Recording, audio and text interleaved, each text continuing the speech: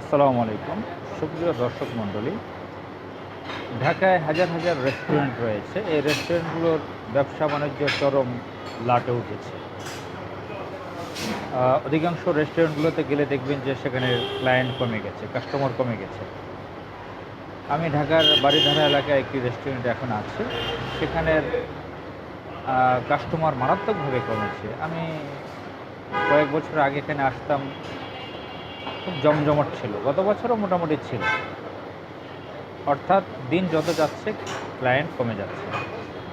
ঢাকার অধিকাংশ রেস্টুরেন্টে এই পরিস্থিতি। এক্সেপশনাল দু একটা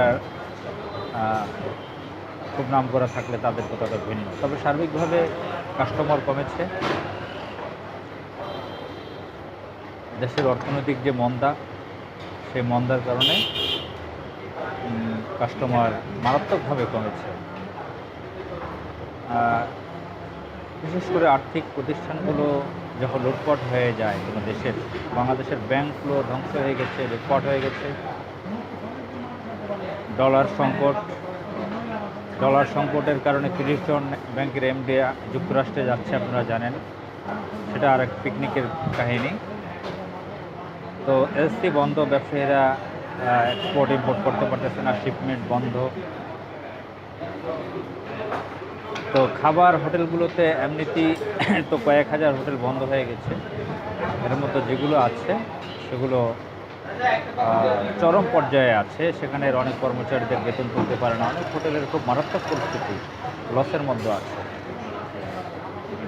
একটি দেশ যখন লুটকারীদের হাতে চলে যায়, বিদেশি দাবিদারি কোনো গোষ্ঠীর দখলে চলে যায়, কোনো দেশে যদি ডেমোক্রেসি না থাকে, ব্যাংকগুলো যখন ধ্বংস হয়ে যায়, লুটপাট হয়ে যায়, তখন যে পরিস্থিতি হতে পারে দেশের সামগ্রিক ব্যবসা, সেটা এখানেও ঘটেছে।